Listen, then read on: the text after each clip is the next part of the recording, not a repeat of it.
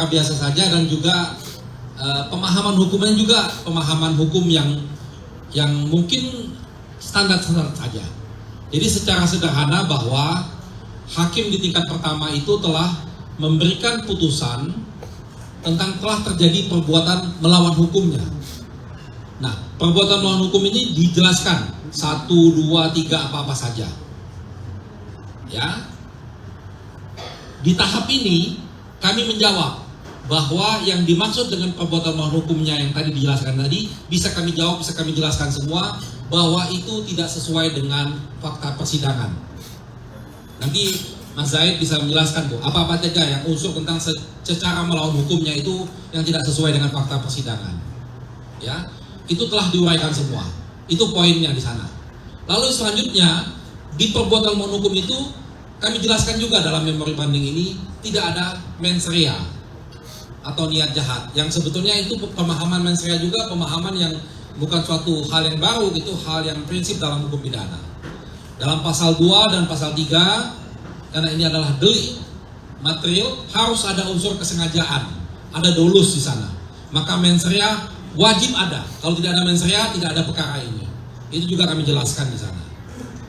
Lalu selanjutnya di bagian ini juga perbuatan melawan hukum ini juga kami jelaskan dalam memori banding bahwa pemahaman perbuatan melawan hukum itu tidak selalu identik dengan pidana.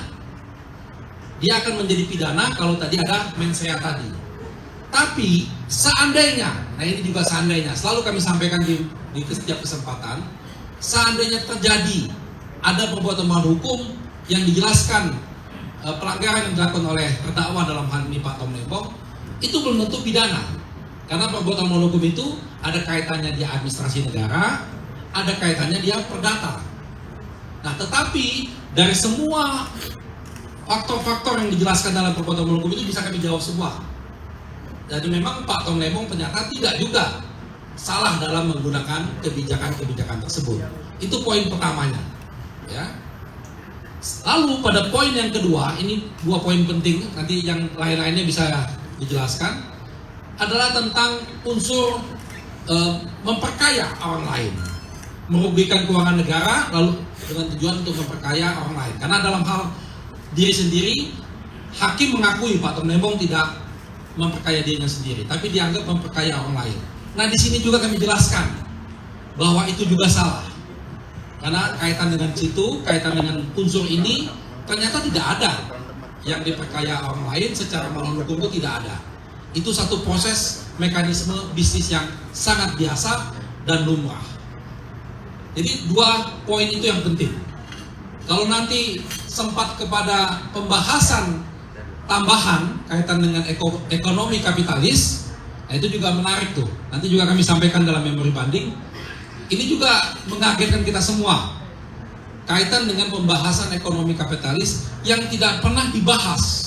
Karena begini ya, hakim itu memutus sesuai dengan fakta-fakta yang ada di persidangan. Jadi kalau tidak ada di persidangan, lalu dia memutus sendiri tanpa ada dasar, itu juga membuat keganjilan yang sangat besar. Satu itu, tidak ada pembahasan itu. Kedua, pemahaman tentang ekonomi kapitalisnya juga salah. Ternyata yang dimaksud dengan ekonomi kapitalis itu juga tidak dipahami secara baik oleh hakim di tingkat pertama. Ini kami masukkan dalam memori banding supaya ini dievaluasi lagi. Jadi kaitannya dengan pasal 2 dan pasal 3 Undang-Undang Tipikor, disinilah yang kita uraikan, setiap unsur-unsurnya kami bisa